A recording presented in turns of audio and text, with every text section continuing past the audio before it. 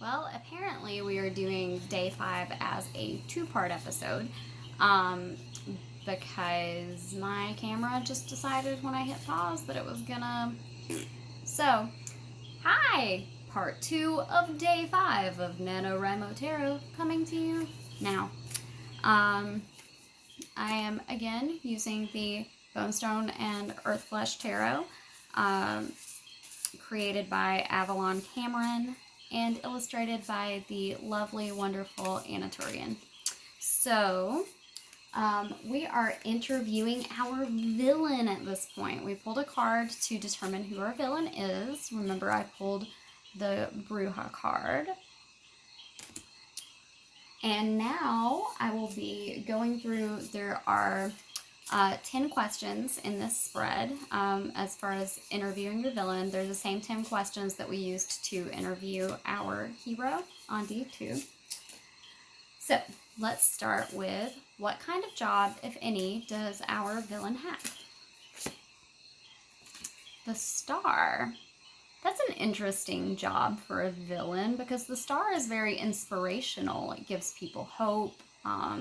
It represents belief and wishes granted, and maybe our villain is a false prophet. I'm liking it. What is our villain's defining characteristic? The Knight of Swords. Our villain is very, very intelligent and uses that intelligence to kind of cut through the world around them. They're very pushy with making their thoughts known and heard, making their opinions known and heard. So the defining characteristic is probably going to be the sharp tongue and the speaking out, because the knights they're on quests. So, I mean, part of her quest is going to be in putting her thoughts out there into the world, her ideas and things. If I decide to keep the villain as a female, which I probably will. I like writing females a lot, probably because I am female and it's just easy. I don't really know how to write from a male perspective. Thank God. Where would I put all of that audacity? Okay.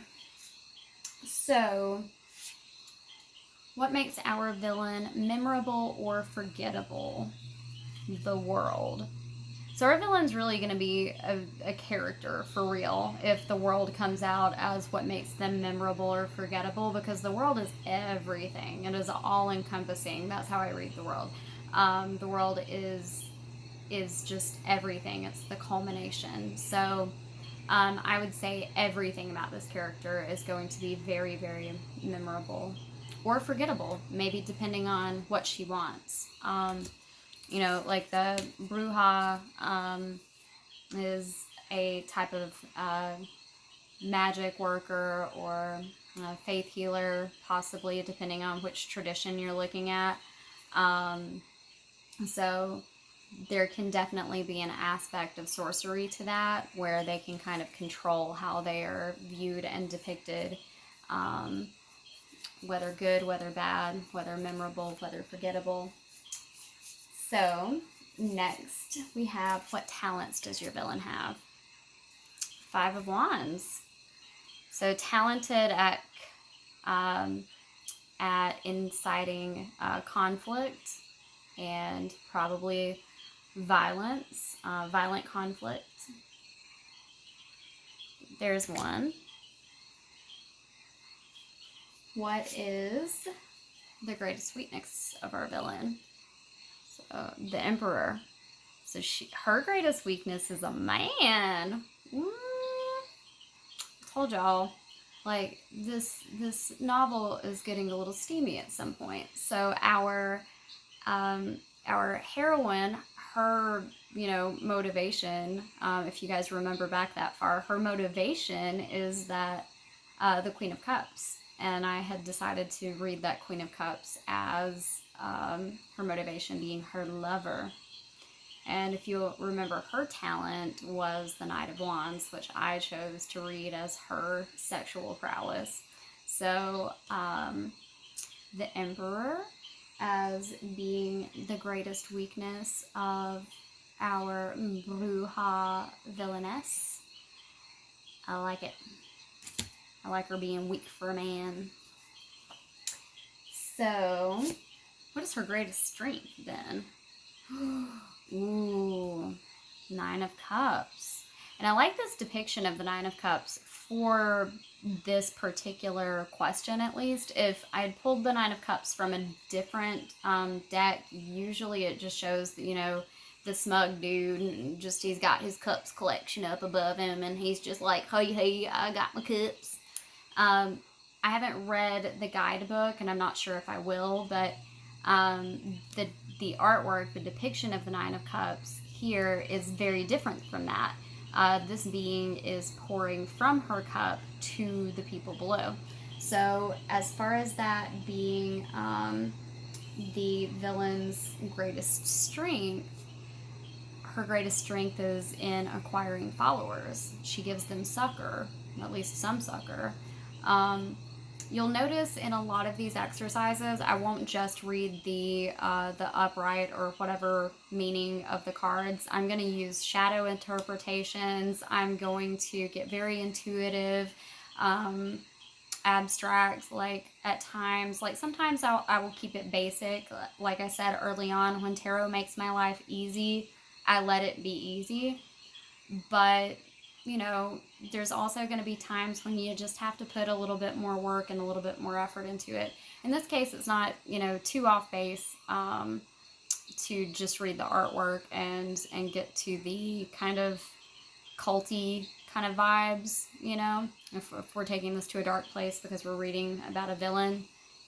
The Nine of Cups here is really good for that. So she is good at acquiring followers by giving them the succor that they want, not necessarily what they need. Let's see. Villain's deepest desires. Ooh, the Knight of Cups. So her greatest weakness is a man, and then her deepest desire is a knight. Knight doesn't have to be a man, and this card is a female knight. Which I love. I really like the cup suits or mermaids in this deck, and all of the backgrounds of the cups are this like gorgeous pink, purple. They're really nice and very pretty. So looking at the Knight of Cups as her deepest desire, I actually want to read that a little bit differently. I want to read that as like a child, maybe that she has lost. You know, maybe it's her child that was lost at some point. She wants to reclaim them. I'll play with that some more. I don't necessarily want everything in here to be motivated by like love and romance, because that gets really boring to me, and I'm not, you know, I do write romantic things, and I do write erotic things from time to time, but that's a boring story to me if that's all that it is. So I'll play around with this a little bit more and see where I get. What does my villain fear the most? The Page of Pentacles. Interesting. So again, our villain is heavily influenced and motivated by other people. You know, the Emperor, the Knight, now we have the Page of Pentacles. There's going to be a lot of players in her story that are not necessarily going to have talking roles in the rest of the story. I don't know how I'm going to incorporate all of these aspects in, but the Page of Pentacles being her greatest fear, very interesting to say the least. Okay, family and home life. What kind of family and or home life does our villainess have? Ace of Pentacles. So reading that in the traditional sense, the way I've read the Ace of Pentacles throughout these videos so far, she probably comes from means, from a place of means. But looking at the art in this deck, I think maybe she came from means a long time ago, and, you know, like, the world has grown older since then. So she still has those roots. She still, you know, came from where she came from, but that's not her life or her home now. So I'm reading this in a very past kind of sense. And finally, what is my villain's primary motivation? It's the Hierophant. Now, the Hierophant card in this deck is one of my favorite cards in this deck. It's one of my favorite Hierophants. I think she is fantastic and just chilling. I hope it will actually focus on her. There we go. I hope you guys can see her. She is badass. So I'm going to say this dope-ass, badass witch from the past done put the curse on and put the hurt on this Bruja. And, you know, bitch is going to have to struggle because she's got to break her curse and get herself free of whatever that is.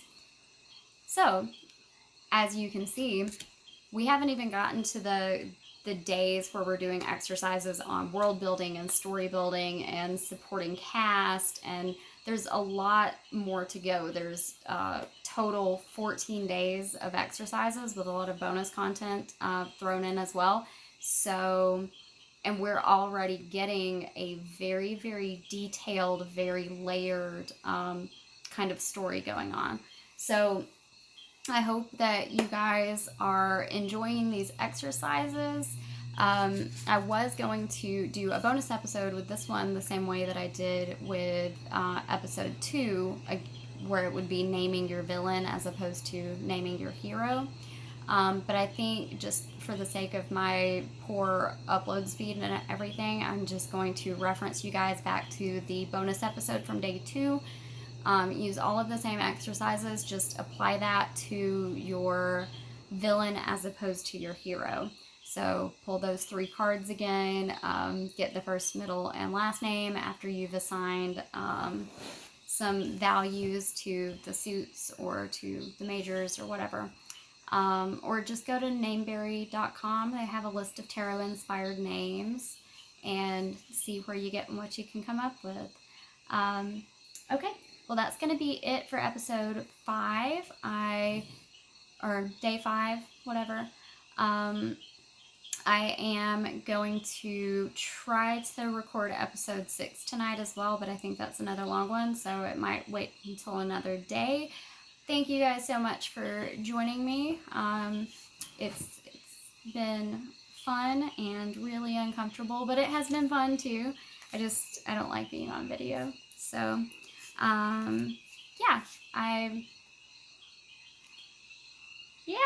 go follow me on Instagram and Facebook at East of the Moon Tarot, and join the Divination Guild, where we have lots of fun divining things and shitposting, but mostly divining things. It's a really sweet, wholesome group. Bye.